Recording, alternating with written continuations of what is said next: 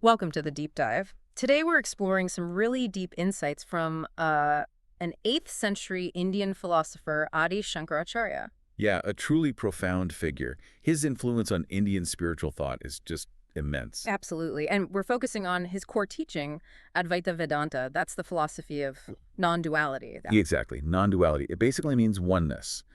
The core idea is that your individual self, the I you think you are, isn't actually separate from the ultimate reality, from what's often called Brahman, or the supreme consciousness. Okay, so not separate. Like the classic example is the wave in the ocean. Precisely. The wave seems like its own thing, but fundamentally it's just ocean. It's the same water. Right. And Shankara, he really dedicated his life to helping people see that, to get past the sort of illusion of being separate. That was his mission, yeah. Dispelling ignorance, showing that our true nature is pure, unchanging consciousness. He traveled everywhere, debated, wrote commentaries. And established monastic centers, the Mathas. Our integral yoga sannyasis are actually part of that lineage. That's right, they are. And among all his work, there's this incredible piece, Nirvana Shatakam. Nirvana Shatakam. Okay. What does that mean? It translates roughly to 6 verses on liberation. It's short, but incredibly potent. A real gem. 6 verses focused on self-inquiry, guiding you towards realization. Exactly. It's a direct path. Yeah. There's this story about how it came about. Oh, yeah. Young Shankara meets his guru, Sri Govindapada. And the guru asks him simply, "Who are you?" Okay. Not a small question. Not at all. And Shankara's answer wasn't, I'm Shankara from this village. His response was these 6 verses. Wow. So it wasn't about his personal identity, but his realization. Precisely. Yeah. A spontaneous expression of his true self. And that's the point of the verses for us to help us uncover our true identity. Which is? Infinite blissful consciousness. Summed up in that word, Shivoham. Shivoham. I am Shiva. I am that divine consciousness. Yes. It's about peeling away all the things we think we are but aren't, ultimately. Like the Upanishads say, tativamasi. Thou art that. It all connects. Okay, let's get into the verses themselves. Verse 1 starts with negations. I am not the mind, the intellect, the ego, or memory. Right. Not the ears, the tongue, the nose, or the eyes. Why start there? What's the significance of denying these things first? Well, think about it.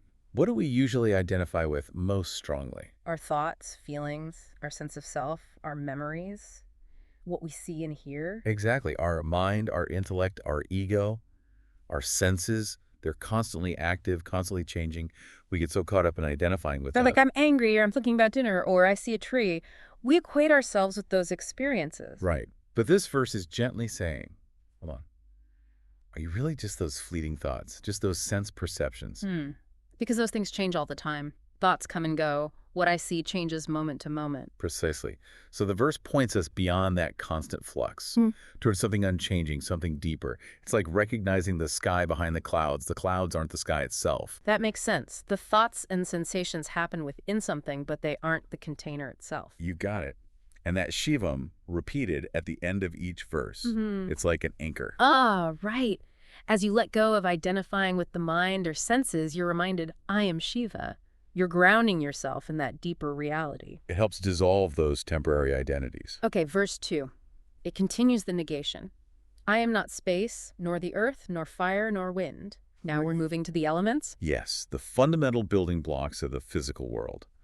But it goes even deeper than that. How so? It also negates the subtle aspects. The verse implies, I am not the vital energies, the pranas that animate the body, Okay. nor the 7 basic bodily tissues, the dhatus, and not even the 5 sheaths, the koshas, which are like layers covering the self. Wow, so it's really comprehensive, not just the obvious physical stuff, but the subtle energies, the body's components, these layers. It's a systematic process. Even these fundamental aspects of existence, both the gross and the subtle, they're still part of the scene, the experienced. They aren't the ultimate seer. The true self. So it keeps pushing you inward. If I'm not my thoughts, not my body, not the elements, not even these subtle energies, what's left? Exactly the question it wants you to ask. And again, the refrain comes, Shivoham, I am that. Yeah, right.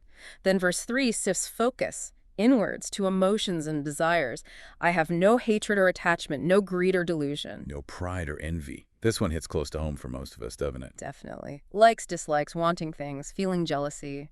That's so much of the daily grind. It really is. We get caught in this constant cycle of attraction and aversion, driven by greed, clouded by delusion. So the verse is saying, Our true self is actually beyond all that. Yes, it's suggesting that the essential nature is freedom.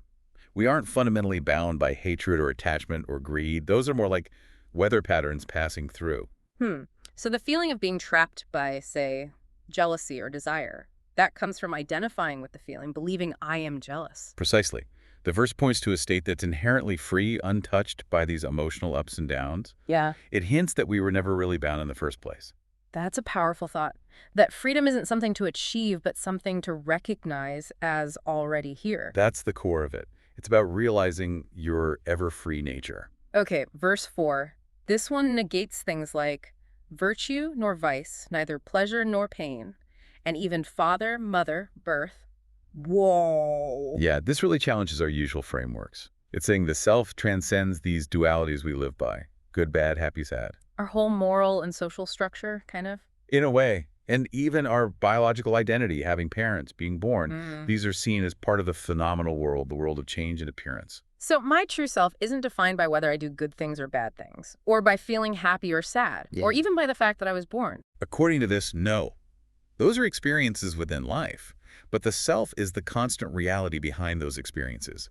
It's beyond the whole cycle of birth and death, which are seen as temporary phases. The unchanging witness behind it all. Exactly. Verse 5 then seems to address practices.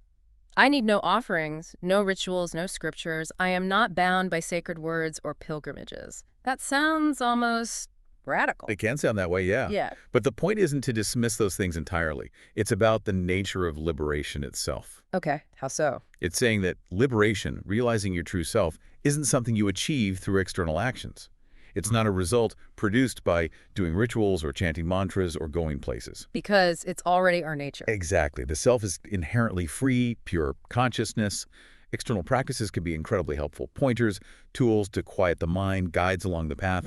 But they don't create the freedom. The freedom is already there, veiled by ignorance. I see. So the practices help remove the veils, but don't bestow the reality. That's a good way to put it. And notice it also negates relationships in this verse. No bond, no friend, no guru, no disciple. Yeah, that also feels quite strong. It underlines the ultimate self-sufficiency and inherent completeness of the self. It's not about becoming isolated or rejecting connection, Right. but recognizing that fundamentally the self is complete in itself, not dependent on external roles or relationships for its being. Mm. The guidance of a guru, for instance, ultimately points you back to the truth within you. Okay. It's pointing towards an ultimate inherent independence. Yes. And that leads us beautifully into the final verse, verse 6. This one feels different. It's not negation, it's affirmation. I am consciousness, bliss, and ever-present divinity Shivoham. I am that. Yes. This is the culmination, the supreme realization. It's directly stating what the self is. Consciousness and bliss. Jnana-rupa. Exactly. And it describes this self. It's without vicable modifications, doubts, or distinctions. It's without a kara form. And because it's formless consciousness, it's all-pervading. It's the very awareness within all the senses. Okay. It's unattached. It's beyond even needing liberation as a goal, because it is intrinsically free. And it's immeasurable, beyond definition. Wow. So that verse just lays it all out. This is the ultimate truth of who you are. Even him. It embodies that oneness.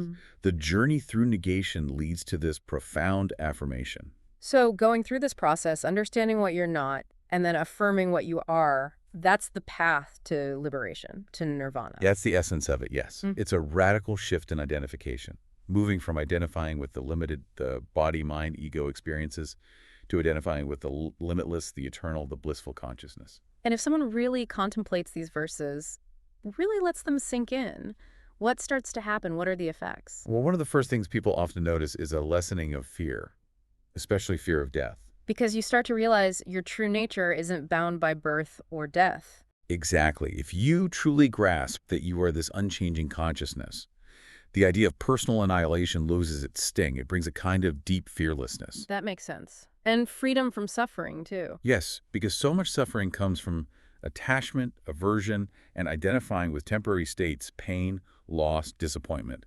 Understanding you are beyond these fluctuations brings immense peace. Like the emotional storms we talked about earlier, you see them, but you aren't swept away. Right. And there's a growing inner stillness. As you stop identifying with the constant mental chatter, the noise starts to subside. You find more clarity. And it must impact the ego, right? That sense of me and mine. Absolutely. The illusion of being a separate, independent ego begins to dissolve. That sense of separation is the root of so much conflict and suffering. So as it weakens, there's more connection, more peace. And it feels very direct compared to maybe more complex rituals or philosophies. It is. Nirvana Shatakam is considered a very direct path to self-realization. It doesn't require elaborate external practices. It's about internal seeing, internal recognition. Recognizing your own divinity, essentially. Yes. Realizing your true nature is pure, infinite consciousness. Shivoham. So the fundamental message boils down to, you are not this limited person you think you are. You're not confined by your body, your thoughts, your history, your roles. Correct. You are actually eternal, inherently free, fundamentally blissful consciousness. That's the promise. Mm-hmm. The limitations we feel are, in a way, like a dream. Real while we're in it, but ultimately not the fundamental reality. Wow. Okay. That feels like a good place to pause and just let that resonate. Mm. Let's take a few moments now for some quiet reflection. If you feel comfortable, just allow your awareness to turn inward. Gently consider the meaning of Shivoham. I am that pure, formless, boundless consciousness. Just let yourself settle. Feel into the possibility of being beyond the constant flow of the mind, beyond the sensations of the body, beyond the waves of emotion. Simply rest. Rest in this awareness. Take a slow, gentle breath. And as you bring your attention back, maybe carry a little of that feeling, that essence of Shivoham with you. These are ancient teachings, but the invitation is always here now to explore this reality within yourself. Thank you for joining us for this deep dive.